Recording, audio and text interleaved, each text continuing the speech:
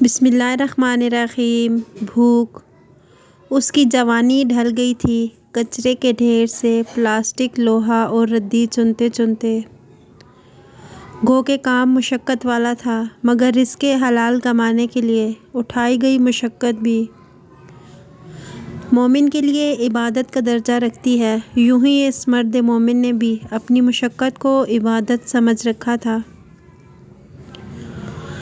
کچرے کے ڈھیر سے بسا اوقات اسے گلے سڑے پھل یا کوئی دوسری کھانے پینے کی اشیاء مل جاتی تھیں۔ وہ خود ایسی چیزیں اٹھا کر کھا لیتا تھا اور جو کچھ بھی ملتا اس میں سے آدھا کھاتا اور باقی کا آدھا بچا کر رکھ لیتا تھا تاکہ اپنی بیوی کو کھلا سکے، مگر بچوں کو کبھی اس نے کچرے کے ڈھیر سے اٹھائی ہوئی چیز نہیں کھلائی تھی۔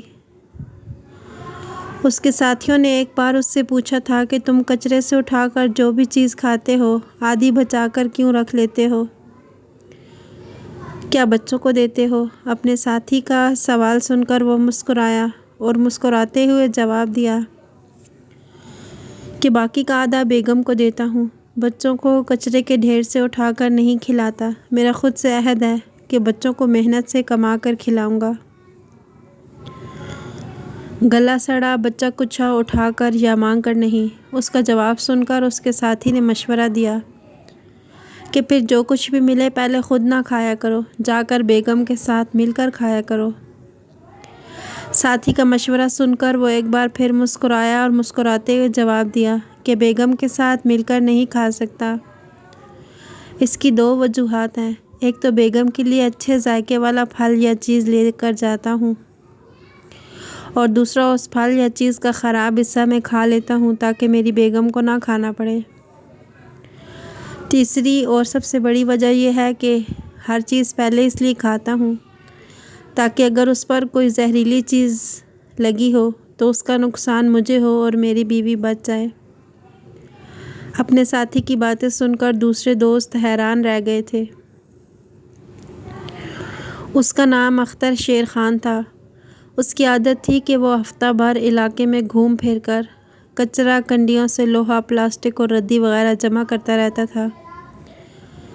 جمعرات والے دن وہ جمع کیا گیا سارا مال بیچتا اور ان پیسوں سے گھر کا راشن لے کر آ جاتا تھا۔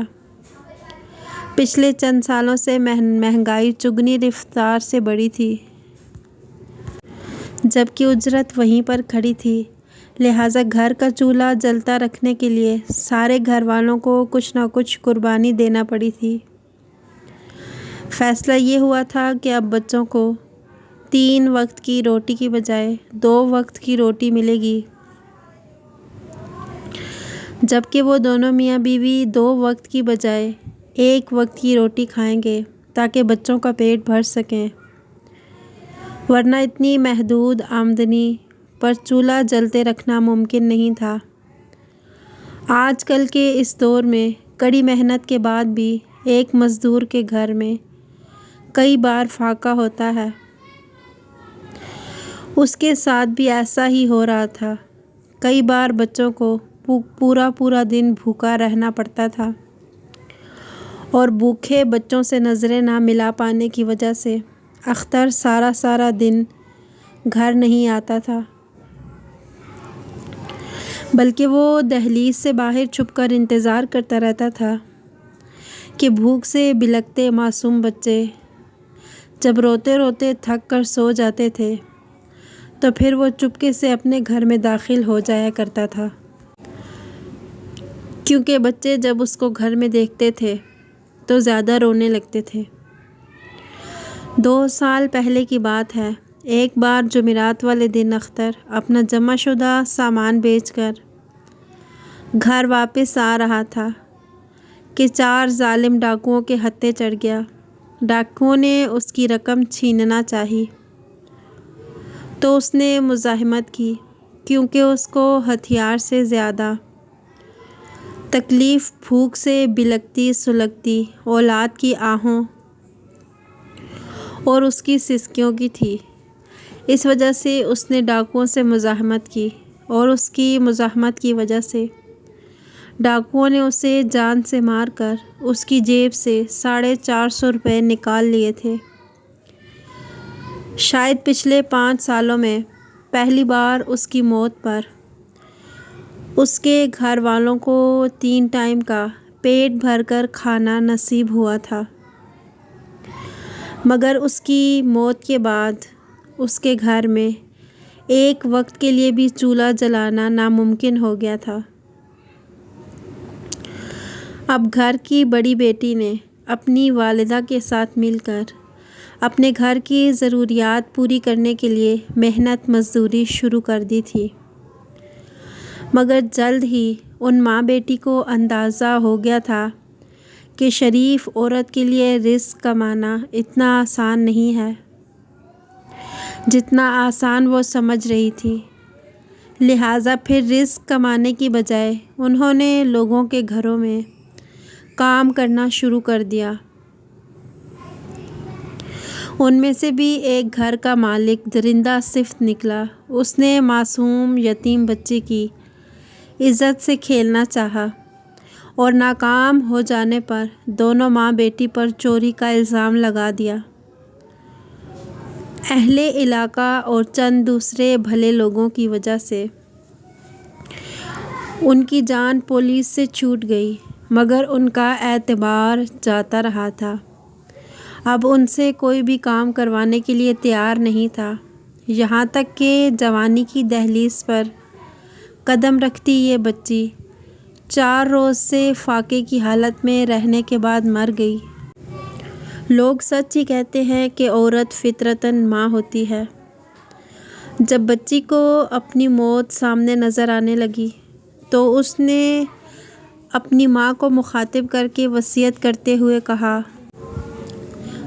کہا کہ میں مر جاؤں تو مجھے دفن نہ کرنا، بلکہ میرا گوشت ابال کر میرے چھوٹے بہن بھائیوں کو کھلا دینا۔ اختر کی موت کے بعد جب اس کی بیٹی کی موت پر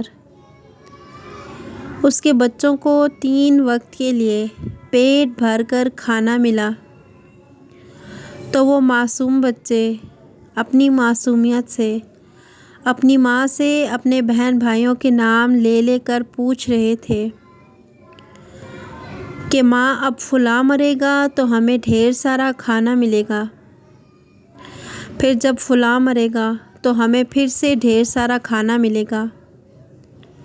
چند سال کی معصوم بچی نے باقیوں کی دیکھا دیکھی اپنی توتلی زبان سے یہ جملے کہے تھے: دب میلی ماں تو بھوت لدے دی تو میں مل داؤں دی تاکہ میری ماں لوتی تھا لے۔ یعنی کہ اس نے کہا کہ جب میری ماں کو بھوک لگے گی تو میں خود ہی مر جاؤں گی تاکہ میری ماں کو روٹی مل جائے اور میری ماں کی بھوک ختم ہو جائے۔ اپنے معصوم بچوں کی باتیں سن کر ان کی ماں دھاڑے مار مار کر رو پڑی تھی۔ اس کی آہیں یقیناً عرش تک پہنچ گئی ہوں گی، مگر آپ تک، مجھ تک، حکومتی ایوانوں اور نمائندوں تک بالکل بھی نہیں پہنچی ہوں گی اور نہ ہی شاید کبھی پہنچیں گی، کیونکہ ہماری حکومت بے حس ہے، وہ ایسے مظلوموں کی آہیں سننا ہی نہیں چاہتی۔ ویڈیو پسند آئی ہو تو لائک کیجیے گا۔ مزید ایسی اچھی ویڈیوز دیکھنے کے لیے ہمارے چینل کو سبسکرائب کیجیے گا۔ جزاکم اللہ خیراً کثیرا۔